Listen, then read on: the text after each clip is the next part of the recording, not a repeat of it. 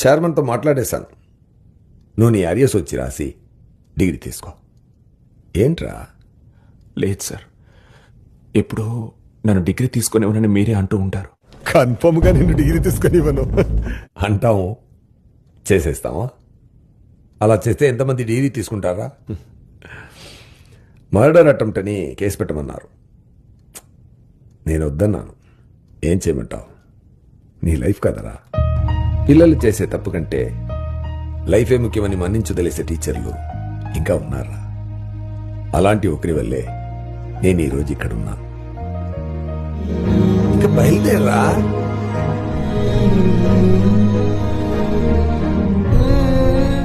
Sir, sorry sir. రే పరా. నాకు అలాంటి ఒక హీరోనే భూమి sir. Sir, thank you so much sir.